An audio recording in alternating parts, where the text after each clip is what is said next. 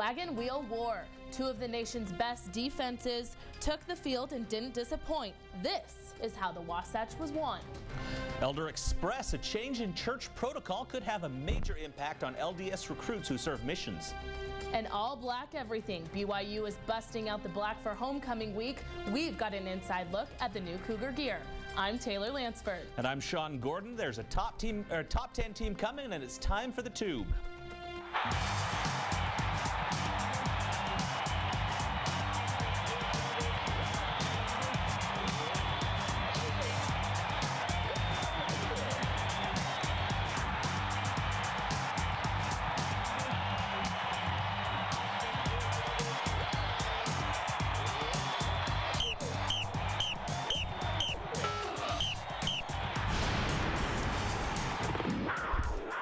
Sean, we might be a little bit early, but we are ready in our black, prepared for this blackout.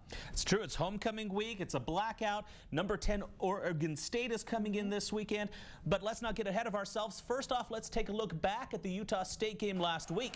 The Aggies got on the scoreboard first with a 26-yard field goal late in the first quarter, and BYU's second quarter chance to knot it up at 3 was blocked by Utah State.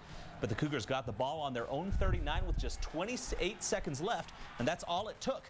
Taysom Hill hit Cody Hoffman for 2 big gains to get to the 3. Hoffman would finish the night with 114 yards on 6 catches, but he wouldn't get the score.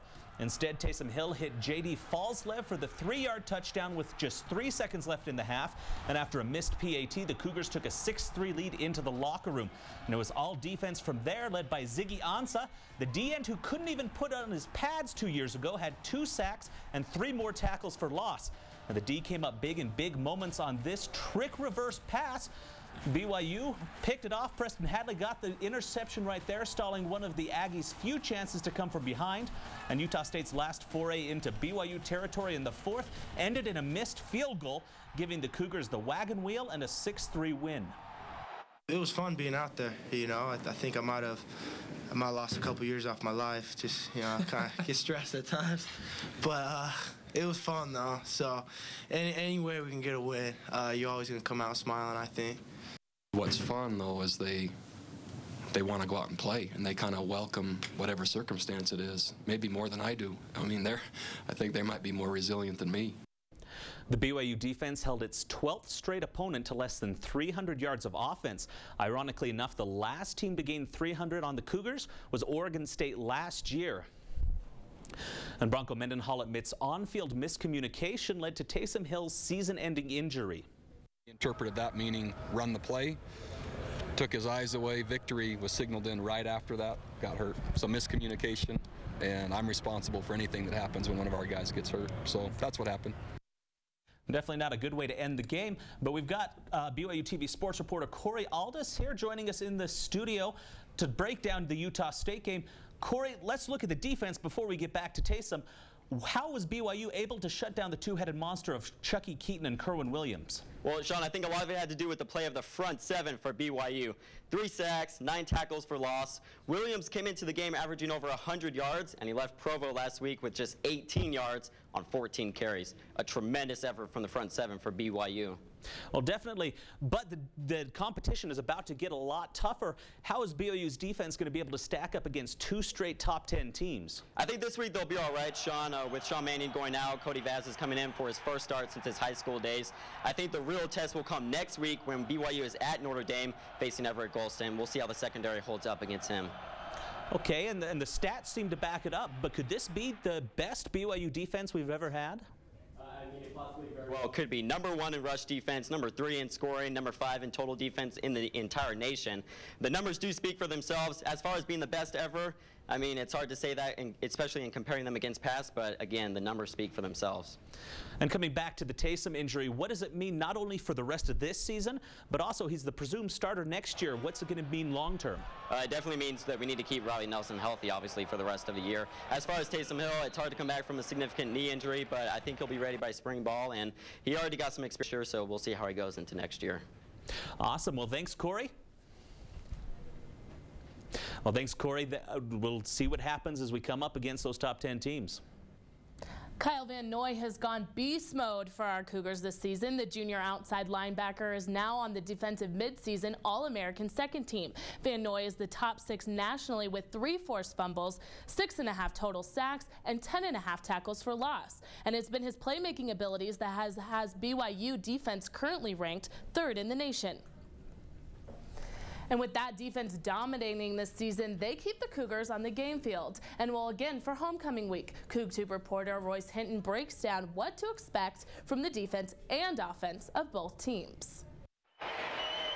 Storming in at 4-0 with the number 10 ranking, it's been a really good year for the Oregon State Beavers, their best start since 2001.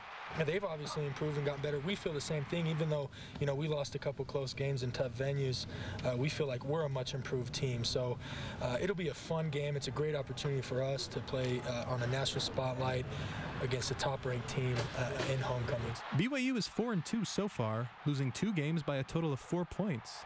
Winning against Oregon State last year in Corvallis proved to be a simple task, with the Cougars walking away with a 38-28 victory. This year, BYU's defense is ranked 5th in the country, but to come out on top, the Cougars are going to need to get the chains moving too. All we have to do is just come out fast. If we come out fast, then our motive and our mojo start going and our flow start really going. So if we start out fast, then I think we'll improve a lot. So all we can do is practice it every day. There's nothing magical about it. You just got to come out and practice it, and when you get to the game, you just have to execute. The last time that BYU defeated a ranked opponent was when they played the number 18 Beavers in the 2009 Las Vegas Bowl. All right, so it's going to be a really intense game tomorrow with black all over around us. But what about the QB situation? I know that we've had some troubles, and now Oregon State has troubles with their quarterback position. What about that? Well, Taylor, quarterbacks from both teams are coming off of knee injuries. For BYU, it's the freshman Taysom Hill, and then for Oregon State, it's their starter, Sean Mannion.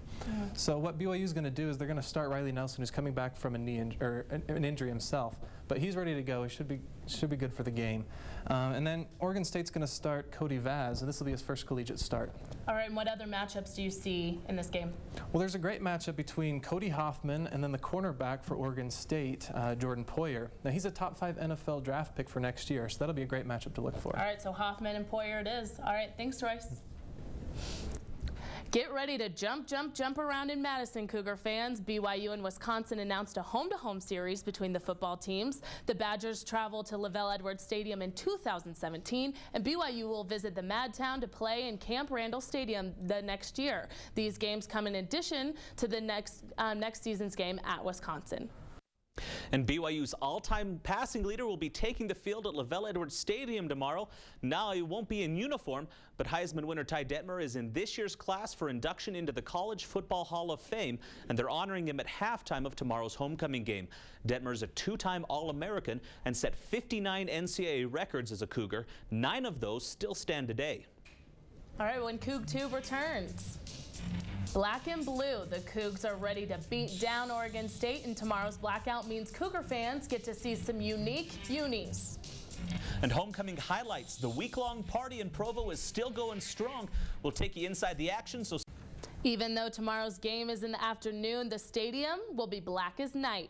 CoogTube reporter Sarah Burchett is in Brigham Square. Sarah, whose idea was it for the True Blue to black out? The Cougar Nation found out about the blackout 2 weeks ago, but BYU Athletic Marketing has been building up to the black for quite some time. With Nike, the way it works is you have to order everything in about a year in advance. And so last summer is when Coach and our equipment manager met about it, and they met with Nike about it and felt like this year would be a good time to do it for a game. Marketing used social media, press releases, and emails to spread the word. They also got in touch with one of their biggest players in the marketing game, the BYU bookstore. They were the ones that decided they wanted to do it. In this particular case, they pretty much let us work with our vendors to come up with the logos that are on the shirts, and we stayed with the most popular logo. The blackout t-shirts feature a royal blue Y and a white oval, a reverse play on the most traditional tee, and the Cougars are crazy about them. We brought in about a little over $95,000 worth of clothing at retail, and normally for a one-game thing like this, we only bring in $4,000 or $5,000. Fans have bought nearly 75% of the blackout merchandise on hand. The bookstore is overnighting more, but if fans fail to find their perfect fit, other options exist. But if you have a black shirt, black t-shirt, whatever you can find in your closets, and if you can't find anything, put on a black garbage bag. Those are black. Not all fans will have to sport garbage gear. The first 5,000 to arrive will get a free black t-shirt from BYU Athletic Marketing. So marketing and the bookstore are excited about this, but CoogTube reporter Mary Blanchard talked to the people who will put their plan into action. Mary, what's the word on the street? Some words that I've heard used are fun, tight, different, and totally awesome. And even though it's not the color the Cougars are used to wearing, they say that they aren't blue about going black. It's black. I'm black, so it's not gonna be a new, different type of skin thing for me. So I just like this new uniform thing, but we gonna look real good in black though. The look is new, but the heart of the Cougars beats steadily on. We're changing the color a little bit, but we're wearing still the traditional uniform. Everything else is the same. And so we're sticking with tradition, which is what BYU is all about, but we're doing something fun as well. One BYU tradition that remains untouched is the spirited student section, anxiously awaiting the chance to darken Oregon State's day. But I think it'll just be cool to have all black and just kind of show Oregon State how tough we are and that we're not, going to back down against them. We've done blue out and white out. I don't think it's a bad thing to do a blackout. I think it'll look really awesome. It'll be tight in the student section and everything. Everybody in black. Coach Mendenhall is a fan of tradition, but he says that he's excited to see the stadium in blackout mode. Sarah, I'm really looking forward to this blackout. Me too, but here's my question. Will Bronco be wearing black tomorrow? He says that he'll wear whatever his equipment manager sets out for him, so it looks like it's going to be another game time decision. Gotta love those game time decisions lately, right? Well, I think it's safe to say that if everybody wears black, tomorrow's homecoming game is going to be one to remember. At Brigham Square, I'm Sarah Burchett. And I'm Mary Blanchard. Sean and Taylor, back to you. In addition to the blackout, homecoming week has many other chances for Cougar fans to go blue. Noonday activities in Brigham Square like darts, the world-famous Plinko, and even ice sculpting gave students a chance to win prizes and show off their Cougar spirit. But perhaps the best-known tradition is the hiking and lighting of Y Mountain.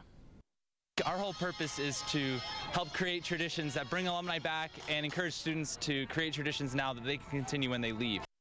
Tonight's activities include the BYU Spectacular and homecoming dances with a parade tomorrow morning. And BYU students redefined the term true blue on Wednesday. Blue foam smothered the green grass at Helaman Field as hoses poured thousands of gallons of goo onto a makeshift slip and slide. Students wrestled in the blue-green soap and threw gobs of the stuff at each other. Just one more part of this year's homecoming celebration. That looks so fun. Well, it wasn't blue, but a pink out on the South Field last night as the women's soccer team observed Breast Cancer Awareness Month against San Francisco. BYU controlled the first half, taking 12, San Francisco 0.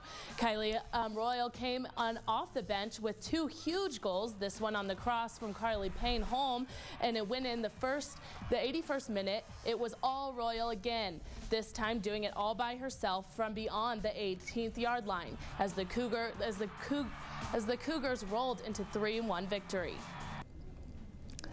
The Lady Volleyballers had to feel good about playing the Portland Pilots last night.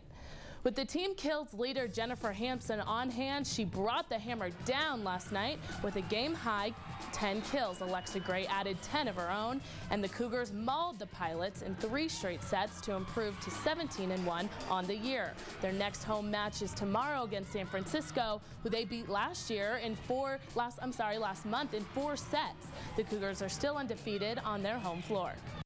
And you can see the volleyball team try to continue that win streak at home tomorrow as they take on San Francisco in the Smith Fieldhouse. That game's at 7:30, so you'll have plenty of time to get over there from the football game. And then the equally dominant women's soccer team is also in action tomorrow, taking on Portland in Portland at 6 p.m. Mountain Time. You can also join in the homecoming festivities tomorrow before the football game. The homecoming parade will leave the Marriott Center East parking lot at 10 a.m. And when CoogTube comes back, Cougars and callings, the change in the LDS missionary age could have a lasting impact on Cougar recruiting. And keep your umbrellas handy throughout the day and tomorrow morning. 11 game time weather coming up. Basketballs are beginning to bounce as the hoop season is just around the corner. It was BYU basketball's time to talk to reporters, and CoogTube's Jake Edmonds is at the Marriott Center with updates on what went down. What can we expect from this year's team? Yeah, Taylor, you can almost feel the excitement outside the building here as the team's first official practice takes place today. Now, they spent some time away from the court on Wednesday to talk about the upcoming season, and they set some pretty high expectations. From the court to the cameras, the Cougar basketball team is happy to talk about the upcoming season. The biggest target on their mind, taking the West Coast Conference. I think we've won 28 or 29 regular season championships in the history of our school, and we need to go, lay it out there and see if we can win one in the West Coast Conference. The Cougars finished third in the WCC last season and find themselves without alums Noah Hartsock and Charles Abuo. They look to reload their lineup with young talent. There's just a lot of guys who can really, they're threats. They're big-time threats to score the basketball, and that'll help our offense a lot. It won't be easy. Those two combined for almost 28 points per game. Coach Rose will have to find those points elsewhere if they want to become conference champions. Now, Brandon Davies says that everybody on the team can hit from three-point range. If you remember last year, he took a few shots from the three-point line. He made one against San Diego, so you may see him this year take a couple of shots from beyond the arc, maybe not, but don't be surprised if he does. At the Marriott Center, Jake Edmonds, CoogTube. All right, so it's a new season, new faces. Who should we be most excited about this year? Yeah, Raul Delgado, he's a newcomer. He transferred from Western Nebraska Community College, and at Western Nebraska Community College last year, he hit 93 three-pointers, 93. So, I would expect him to make a huge impact at the three-point line this year. Wow, that will bring electricity to those new seats in the Marriott Center. Thanks, Jake. And everyone at Media Day was buzzing about the LDS Church's lowering of the age people can serve missions and how that will impact future recruiting. So CoogTube reporter Skylar Hardman spent this week talking to some of the people that are most intimately involved with BYU sports. So Skylar, how is the Cougar sports world taking this announcement? Well, immediately church membership got online and just lit up the internet with excitement. As far as the sporting aspect goes, it raises some important logistical questions. The coaches and players, however, are looking and finding positives in the situation. Male student athletes can now serve a mission before ever enrolling at BYU. This way, missionary service won't interrupt their 4 to 5 years in the program. BYU commit and ESPN Top 100 recruit Nick Emery is very happy with the news. It's a huge benefit to all the recruits. This just gives you 2 years extra to mature yourself and get ready for that situation. The players may love the change, but coaches are stuck stressing about the future. It'll have an immediate impact on our football program. There are just so many different dynamics that we're looking at to kind of find the best solution for everybody. Even though it could end up being a positive for men's sports, there's a chance that it will be just the opposite for women's. Probably affect my next few classes when it comes down to it. Maybe some of the girls want to look at like what the boys have done, come a year, and then maybe go on a mission. Time will tell what the change means for BYU sports. But for now, everyone agrees on one thing. It's just a huge change for all of us. The athletic department reminded me that this soon, after the rule change, there's no way to know how it will play out for individual recruits. They say the decision as to when and if to serve a mission will be left up to the athletes, as always. Okay, and as you talk to some of the current players, did any of them talk about the fact that they would have left early if that opportunity had been available for them? Yes, many of them did tell me that they would have left early, but others said they really liked. One example of that would be Mother Spencer is on the team right now, and by coming here for his freshman year straight out of high school, he's been able to play with his big bro Spencer. Oh, no matter what, this will definitely be a game changer. Thanks, Skylar.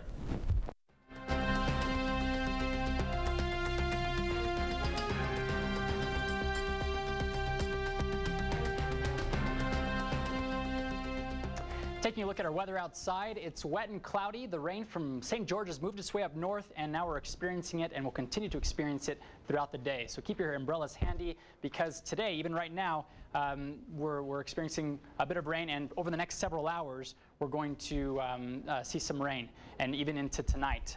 Right now, 55 degrees. The rain has brought with it a bit of a cold front, as well as some wind speeds from 10 to 20 miles per hour, as well as into tonight as well. So, and tonight we'll just throughout the day we'll increase up to 60 degrees, but tonight a bit of a drop down to the 40s. Tomorrow, hopefully the rain looks like it'll clear up before the game tomorrow, beginning at 1:30 at Lavelle Edwards Stadium. And so by then we should have just partly cloudy skies, but temperatures at 60 degrees, humidity a bit higher at 58%, and just a slight breeze. So weather should be good for the game tomorrow. Throughout the game, by the end of it, maybe into the mid-60s, but nothing too cool or too hot. Looking at southern Utah, they're experiencing rain today as well, but tomorrow and into next week, we'll have sunny skies. Temperatures will gradually increase, like tomorrow, getting into the 80s. And over the weekend today, in the 60s, and into next week as well, we're going to be in the 60s and just hovering around the upper 60s and just in the low 40s in the evenings. And so weather's looking a bit better over the next few days, but back to you. All right, thanks, Matt. When CoogTube returns, it's all about Saturday. Who will win the battle? It's time for the most heated part of the show, predictions. This week we're going to pick the two games that are on Saturday, Oregon State versus BYU, and the traditional red rivalry game against University of Texas and Oklahoma. But let's see our records, and we'll see who everyone picked. So we'll get into that. And so, all right, Sean, you and me, we are winning. I'm sorry, we're not winning. No, we're not. We are back. Don't try and say all you're right, winning. Corey. But we are back to being tied with each other, which I don't mind. But so we are 6-4. But the reporters and the weatherman is beating us. What is this? That's just what happens. Us reporters, we got the inside scoop, and we're definitely going to keep our lead on top. Not going to happen. Not going to happen. All right, let's get to this week's game and who everyone's going to pick. All right, so Sean, let's start with you. Who are we going to pick? I'm going to go with BYU to win a low-scoring game against Oregon State tomorrow. And then I'm also going to take Oklahoma over Texas to win the Red River rivalry.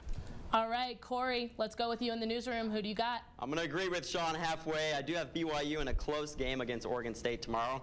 But come on, Sean, I definitely have the Texas Longhorns taking down Oklahoma tomorrow as well. All right, Matt, who do you got? I have to agree with that. I think Texas is going to take it, and I think it'll also be a close game between BYU and Oregon, but BYU will come on top. All right, and for me, I got to go with our Cougars. I pick BYU, and for Texas and Oklahoma, I'm going to go with our Texas Longhorns. Sorry, Hook 'em Horns. I'm getting ganged up by a bunch of Texas natives. That's right. This isn't fair. That's right, you are. But so the BYU-Oregon State game, guys, I think that the BYU can really pull this one out. Even though they're number 10 in the country, I think that with the hurt of their starting quarterback, now they're playing a guy, Cody Vaz, who hasn't started since 2010. Oh, and this may be a game that you don't see an offensive touchdown, period. Mm-hmm. It might be whoever scores a defensive touchdown or gets the most field goals, because we've got two great defenses and two not-so-great offenses. I do agree with you on that, but I think one of the key matchups of this game is going to end up being cornerback for Oregon State, Jordan Poyer. The guy is a baller. 3 picks last week, and he picked us off last year up in Corvallis. So if Riley Nelson's is scrambling around out of the pocket, one slight missed throw, that could be a huge mistake for BYU. Yeah, definitely. Neither of their offenses are too strong, but with BYU's defense, I think they're going to be able to take them. Yeah, and in Dallas, it's the Longhorns all the way. Sorry, Sean. It's the Longhorns. So a team that has given up 81 points in the last 2 games is somehow going to stop Oklahoma's high-powered offense? It's all about Texas's offense as well. David Ash is playing out of his mind right now. 11 TDs, just 1 pick, and he's thrown 77% complete. Exactly. We'll see what Sean, happens. You're going down. All right. That's CoogTube for Friday, October 12th. If you want another look at the stories we did today or to share with your friends, check out the CoogTube section of our website, 11news.byu.edu. Thanks for joining us. Have a great afternoon.